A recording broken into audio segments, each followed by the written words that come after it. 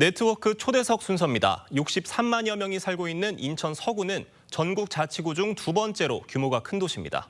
인천공항이 가깝고 고속도로와 지하철 등이 잘 갖춰져 있어 수도권 접근성이 좋은데요.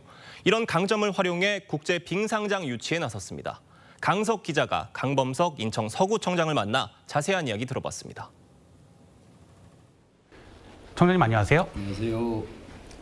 대한체육회에서 태릉 국제 빙상장을 대체할 이 국제 빙상장 유치를 시작했습니다. 인천 서구도 전략적으로 공모에 나섰다고 하는데요. 유치 전략 설명해 주시죠. 서구 인구가 현재 64만 명에 가깝습니다. 그중에 6분의 1에 해당하는 10만 6천 명이 18세 미만의 아동입니다. 그리고 절반 정도가 39세 미만의 인구들이에요. 그래서 빙상의 꿈나무를 기른다든지 아니면 생활체육으로서의 빙상 종목에 참여할 사람을 찾으면 이 정도의 그 배후 자원을 갖고 있는 도시는 흔치 않습니다. 그리고 뭐 무엇보다도 해당 부지는 인천국제공항으로부터 그리고 김포국제공항으로부터 각각 15km, 16km 위치에 떨어져 있습니다. 정말 막히지 않는 시간이면 한 15분에서 20분, 막혀도 30분이면 충분히 접근 가능한 곳이기 때문에 앞으로 대한민국 빙상계가 국제적 수준으로 나아가기 위해서 국제대회나 다양한 행사를 유치하거나 시행할 때 아마 외국의 유수한 실력 있는 선수들이나 관객들이 참여하는데 굉장히 유리한 조건 아니겠나. 아마 이런 점들은 뭐 빙상 관계자들이나 여러 체육 관계자들도 이미 익히 알고 있는데 다른 요인만 없다면 바른 길로만 간다면 뭐 저희가 선정되는 데는 문제가 없지 않겠나 이렇게 저희들이 보고 있습니다.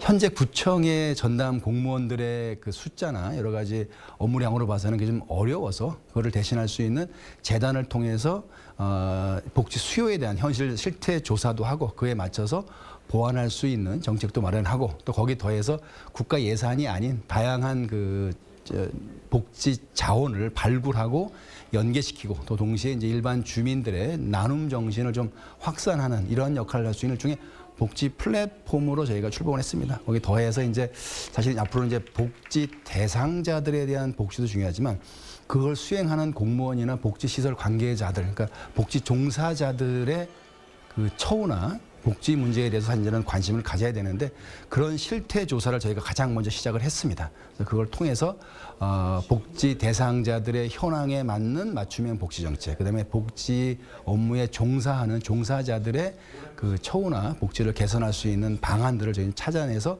구청에서 할 수 있는 일을 좀 저희가 해보려고 합니다.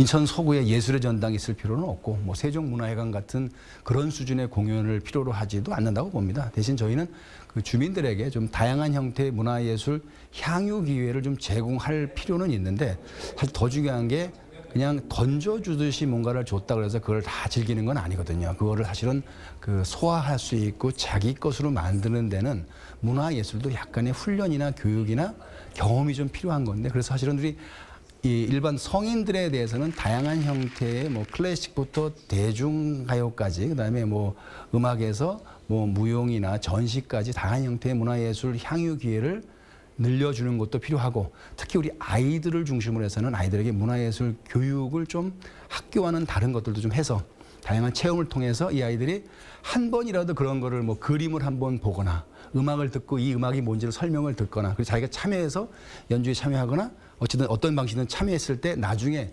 성인이 됐을 때 그런 기억을 가지고 좀 더 풍부한 삶의 질을 누릴 수 있지 않겠나 이런 식으로 해서 우리 아이들을 위한 문화예술 교육을 좀 진행하려고 합니다. 제 인구의 절반 정도가 39세 미만입니다. 그중에는 고민이 많은 청년들이 있죠.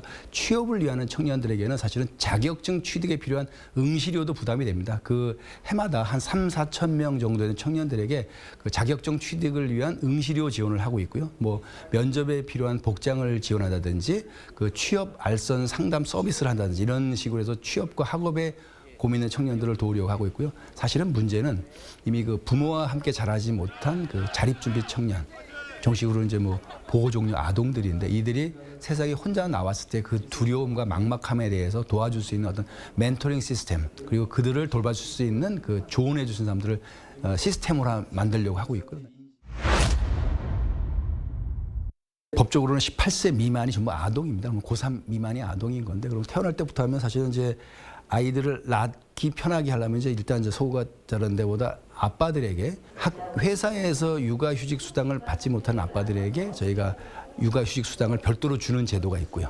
그다음에 이제 당연히 출산 장려금이나 지원금은 당연히 있고 그 아이들을 잘 키울 수 있도록 어린이집을 확충하는 문제. 현재 우리가 국공립 어린이집만 89개가 있고요. 전체적으로 한 400개가 있습니다. 근데 이제 장기적으로는 국공립 어린이집 숫자를 좀 확대를 하고 그다음에 민간이나 가정 어린이집의 서비스의 수준도 높이는 방법. 그다음에 그 다음 단계는 다 함께 돌봄 센터를 통해서 교육부에서 진행하는 돌봄 교실과 비슷한 역할을 구청에서 주관하는, 그래서 초등학교에 다니는데 엄마 아빠가 일을 하는 아이들을 엄마 아빠가 퇴근하기 전까지 돌봐주는, 그다음에 학교를 다니게 되는 경우는 그 아이들에게 그 인천시와 함께 18세 미만까지는 육아수당을 전부 주게 돼 있는 거죠. 이걸 통해서 우리 아이들에게 그들의 생존권, 발달권, 참여권을 모두 보장받는 서구를 만들고자 노력하고 있습니다.